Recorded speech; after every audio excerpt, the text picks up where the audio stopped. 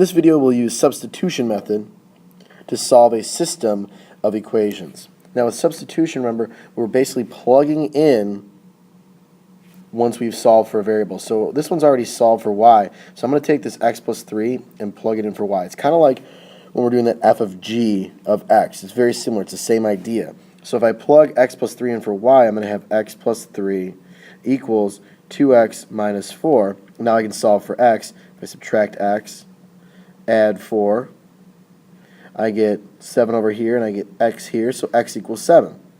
To solve for y, I can plug this 7 here into this equation, or I could even plug it into this equation. I will get the same answer. I should.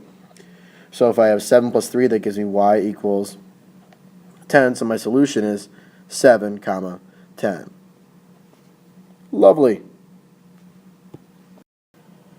For this one, it's not already solved for y, so I'm going to have to do that. This one here looks like it's the easiest one to solve for y.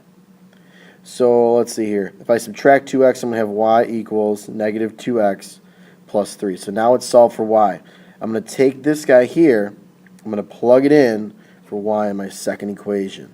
So I'm going to have 3x minus 2 times negative 2x plus 3. This is what I'm plugging in for y, and then it equals 8. See how it looks very, very similar to that f of g of x and g of f of x, the compositions of functions. Let's distribute and combine like terms. Negative 2 times negative 2 is positive 4x. Negative 2 times 3 is negative 6. That equals 8. So I get 7x. And if I add the 6 over, I get 7x equals 14. Divide by 7, I get x equals 2. So there's one of my answers. I got to get the y answer now. Well, I can take this guy and I can plug it in to my x up here in the one that was already solved for y. So what I'm going to have is y equals negative 2 times 2, because that was x, plus 3. So y equals negative 4 plus 3. So y equals negative 1.